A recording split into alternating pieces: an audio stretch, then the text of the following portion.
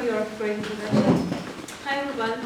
My name is Mariam, and I'm so happy and honored that I have the opportunity to talk about the important topic of cybersecurity for our lovely kids. Today, cybersecurity is a very hot topic in both academia and industry. During my years at UBC, I was working on IoT security. IoT stands for Internet of Things. You have probably heard about this buzzword. Simply, IoT means a network of connected devices to the Internet. Today, almost everything is connected to the Internet. Smartphones, tablets, computers, smart homes, smart cities, and smart medical devices. And of course, the goal of all of these smart devices is just making the life easier and much more comfortable for us. But don't forget that in this smart world, hackers are smart too. So today, children are dealing with challenges and risks that never was known for the previous generation. They are living and using in a world of technology that gives them access to many people and information around the world. That is a great platform for learning and progression for kids, of course.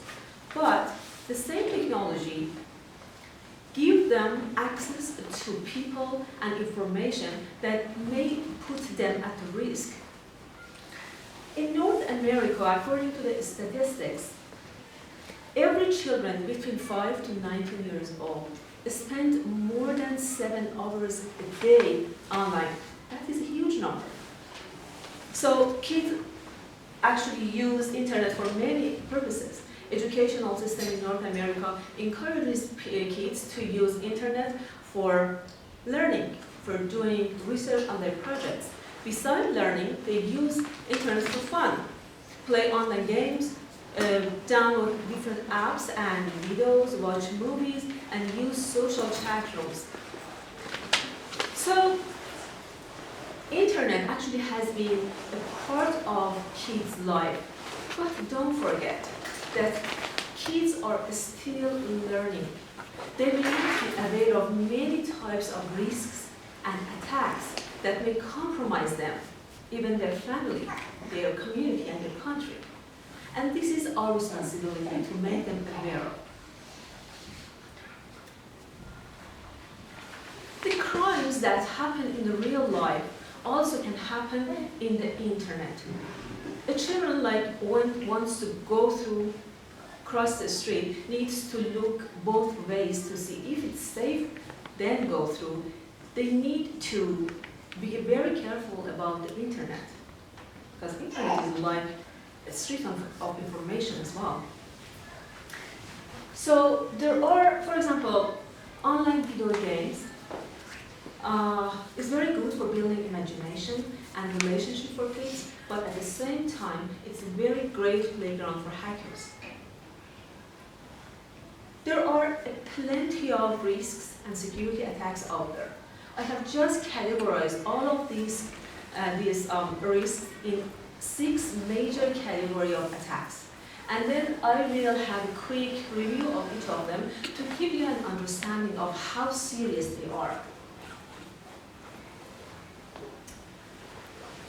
Each of us may experience bullying at some points in our life.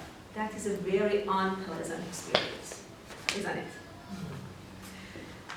Cyberbullying, however, these days is so common for kids. Cyberbullying actually, so we should say thanks to technology.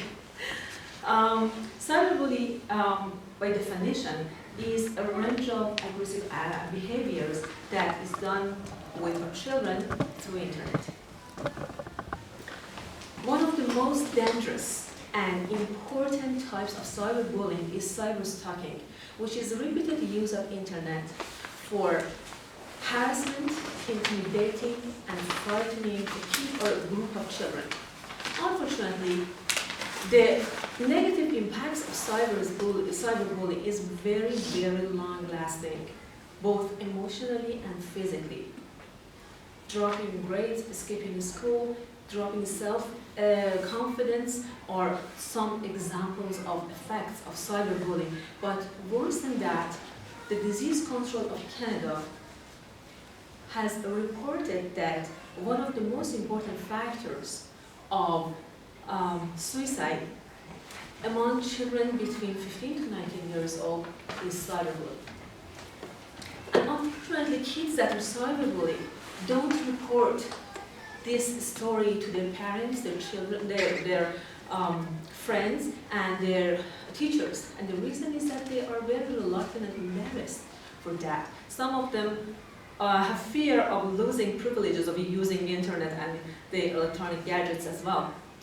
So it is our responsibility, your responsibility as a parent, to take it very serious and be careful about the warning signs of cyberbullying. I will provide all of this information in the website as a resource for this talk. And I don't go through those details, but because of lack of time, you can just read through the website. The second important cyber threat that compromise our kids is cyber predators. A predator is a person who engages in sexual and abusive activities through the internet. Previously, predators went to the public areas to look after our kids. For example, parks, playgrounds, and zoos. But again, cyberspace or internet makes it much easier for cyber predators to make connection to our kids and track them. And it is not surprising that young kids are very, very easily attracted by cyber predators, by strangers. And according to the statistics, more than 75% of the kids that are tricked by cyber predators are girls between 9 to 13 years old. So this is again our responsibility to teach our kids about such dirty hands in the virtual world, in the internet. Identity theft means stealing the personal information, the credentials. It is not a new problem at all, but storing all of this information in electronic devices and online again make it much easier to steal such information by cyber criminals. And cyber criminals are very interested in stealing the identity of kids. The reason is that usually when the identity theft is done, they steal the social insurance number of the person and binds it with the name and birth date of somebody else. And then use the credit for crimes, for malicious purposes. None of the parents check the credit of their kids before they are grown up and they want to apply for a university loan or ICBC driving license or any other ID card. So nobody is noted about that. That's why cyber criminals are very, very comfortable with stealing the identity of kids. So when your children want to apply for such things when they are 18 years old, unfortunately they face with a terrible news, and that is the credit has been totally damaged and it's not usable anymore. Yeah. Probably you are more familiar with these type of security issues, malwares or malicious softwares, which includes viruses, worms, spyware, adware, and many other malicious softwares that try to corrupt information in the computer or steal the credential or cause your computer doesn't work anymore. But what is important here to be considered is that the way that cyber criminals and hackers try to trick your children is totally different from the way that they try to trick adults. They usually provide links to fancy websites full of lots of attractive and free stuff. And then once your son or your daughter click on that link, they actually get viruses for free.